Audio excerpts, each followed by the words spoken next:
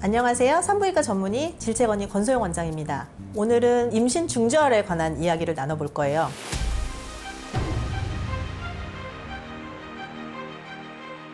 하지만 현실은 임신한 적이 있는 여성 10명 중 4명이 낙태를 경험했다는데요. 기존에는 어쨌든 임신 중절, 낙태, 그게 이제 불법이었기 때문에 이제 뭐 온라인으로도 물어보시기도 하고 전화 상담을 하시기도 하고 병원에 오시기도 하고 그러면 상담을 하다가 조금 한계점에 다다르고 온라인으로 이제 질문들을 뭐 다급하니까 많이 올리시는데 답변을 해주는 사람들을 보면 이제 비전문가들이 이제 비난하고 뭐 비웃고 하는 그런 거를 많이 올리고 의사들은 정보는 알고는 있지만 어쨌든 간에 그게 이제 합법이 아니기 때문에 좀 두리뭉실하게 뭐 답변을 남기거나 아니면은 뭐 답변을 안 남기거나 그러는 경우가 많이 있어서 정보를 얻는 과정도 좀 쉽지 않으셨을 거라고 생각을 해요. 66년 동안 낙태를 범죄로 규정한 형법 조항에 대해 헌법재판소가 헌법 불합치 결정을 내렸습니다.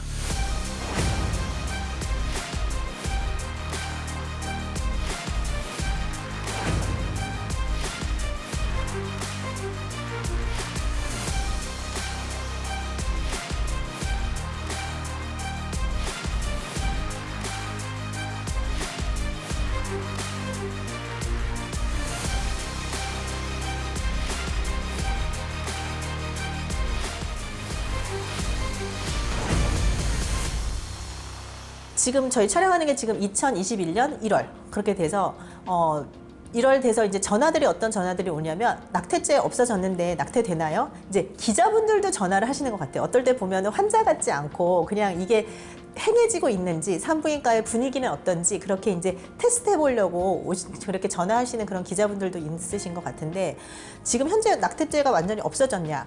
하면 사실 그거는 아니에요. 그러니까 낙태죄가 제대로 안 되고 지금 이렇게 붕 떠 있는 상황이거든요. 어쨌든 헌법 불합치 판정을 받았고 그다음에 2020년 12월 31일까지 그 개정안을 다 마련하라고 이제 헌법재판소에서 이야기를 했는데 그거에 대한 그 개정안이 제대로 나오지는 않는 상태고 여러 가지 개정안들이 지금 이제 법사위에 올라가 있는 상태예요. 그 중에서는 아예 뭐 모든 경우에 있어서 다 허용해야 한다 하는 그런 것도 있고 뭐 10주까지 해야 된다. 10주까지는 괜찮은데 그 뒤에는 안 된다 하는 것도 있고 올해부터 형법상 낙태죄는 사실상 폐지됐습니다.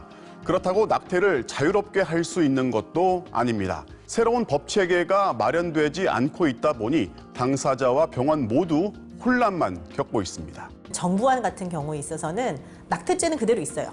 예전처럼 낙태죄는 그대로 있고 근데 우리나라 이전의 법안에서 이제 낙태를 허용하는 그런 기준들이 있었거든요.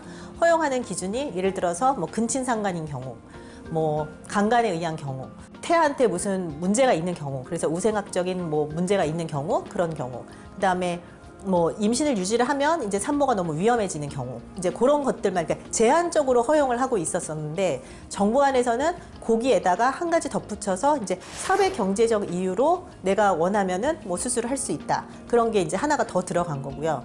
그러면서 사회 경제적 이유로 내가 낙태를 하려고 하면은 24시간 뭐 숙고를 해야 된다 생각을 해봐야 된다 뭐 그런 제한 사항들이 좀 들어가 있고 그러는 것도 있어요. 그리고 한 가지 또 이야기되고 있는 게 이제 진료 거부권이라고 하는 문제가 있거든요. 진료 거부권은 이제 환자가 요구를 했을 때 의사가 하지 않을 수도 있다라는 그런 권리인데 사실 의사들은 예를 들어서 응급실에서 뭐 술 취한 환자가 때린다, 뭐 난동을 부린다, 그래도 진료를 해야 되는 거고, 뭐 범죄자나 살인자가 뭐 수술이 필요하다, 그러면은 그럴 때는 해야 되는 거거든요. 일반적으로 의사들한테는 진료 거부권이라는 게 있지는 않아요.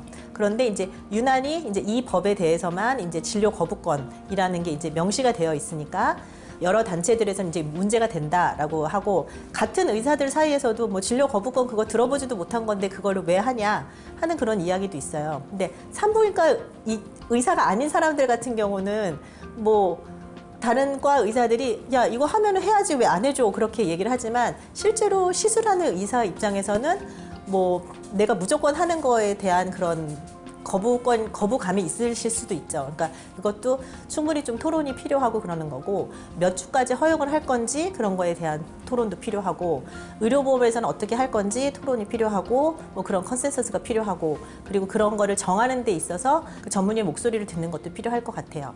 아직까지는 법률이 확정이 되진 않았지만, 그래서 이 정도까지 오늘은 말씀을 드리고, 이게 완전히 확정이 되면 저희가 그때 한번 또 설명하는 영상을 찍도록 할게요.